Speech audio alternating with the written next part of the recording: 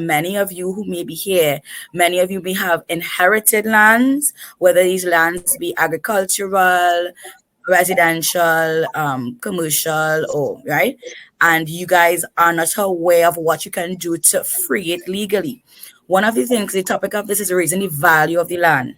The value of the land is going to be decreased, or how much you can actually get from a purchaser if the land is legally encumbered. And that's kind of the stance I want to take, because I know that Mr. Kisuna, of course, will be able to support this, right? Anytime because in law, we have the term, and tomorrow we're going to be on a program that is going to be looking detailedly in that. Hope you guys could log on for that, Strictly Legal, where we're going to look at title. And in law, we term it good and marketable title, not just good title alone, but marketable. And Mr. Kisun spoke about that as well, because the market value of your lands is intrinsically also linked to title. And I'm sure I want to ask him this question: how much legally troublesome land, let's say the title is encumbered by way of either mortgage, or there's a judgment in the court against it, family members can't agree and there's a judgment, or there's a list pending. How does that legal tie-upness, or there's a family, nobody wants to do letter of administration, nobody wants to agree, or they did letter of administration but there's no probate, there's no deed of assent? Are these things, considerations that valuators look at, that will determine the marketability of the property? Oh, definitely. That is the first thing that any attorney is supposed to be doing when facilitating a transaction, to search the title. It's called a title search. And they're supposed to ensure that the title being transferred is good and marketable, as you say. And that is the basic assumption of any valuation done by any valuation surveyor throughout the world. Good and marketable title. Because to put, let me put it on the flip side. To put a reduction on the value of a parcel of land due to an encumbrance is very difficult. It is almost impossible. So valuers just prefer not to try. Don't even bother to try. Just ensure that it is free from encumbrances, and we literally put that in our assumptions, because honestly, we are not lawyers and we do not want to be held liable for that. So that's just a basic assumption in any valuation report, that the title is free from encumbrances. Right. And go ahead. Go ahead, Mr. Kisun. There are situations, for example, long-standing tenants on people's lands, the renters. So the grandfather had land. He let people build. They were paying rent at one point in time. Donkey years passed, and now nobody's paying rent, and they're just living for free. And well, you know how Trinidadians go. Once you're there for a certain amount of time, they feel like they own it, which of course is nonsense, but it's the public opinion. So when we are valuing large parcels of land, acres, with sitting tenants on it, we do have to take that into account. And we assume that those areas that are occupied, if it's a residence, unless we have evidence or a survey plan to show the contrary, we assume 5,000 square feet, which is a standard building lot, is occupied by this person, and it will be sold. And we will usually put a nominal value. Nominal meaning minimal, minuscule value on that parcel, because history has shown that these long-standing tenants, one, to get them off of your land, and I digress here a little bit, but it's important. To get them off of your land, you have to take them to court, because you can't just walk into somebody's place and demolish their house and kick them out.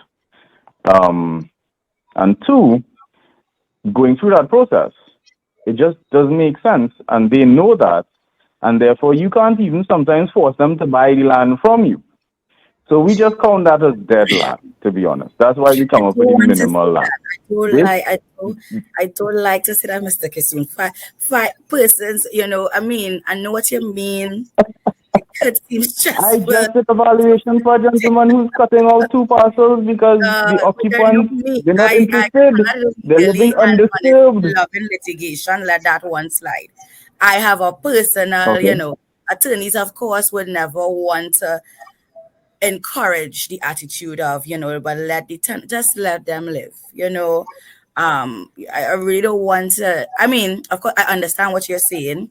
Realistically, the amount of years and time it will take to untie something in law, but the provisions are there, and landowners need to understand their rights that they do have, and very, you know, strategic ways you could deal with tenants. And that's why we are valuing sites at current. We are valuing what we see on the ground. We cannot assume how long it's going to take to sort this thing out. Right. Yeah. So basing everything on the topic at hand, part of getting and increasing the value of your land is getting the people off your land. Right? And so that is, and I mean, there's different, as Ms. Daniel has indicated, there may be different approaches to doing so, yes. and it is worth exploring those options. You may not take it, but it's worth exploring it, especially based on Spoon's point, which says that when he's evaluating current, it definitely goes to very, very nominal. A very nominal. Yeah. Right?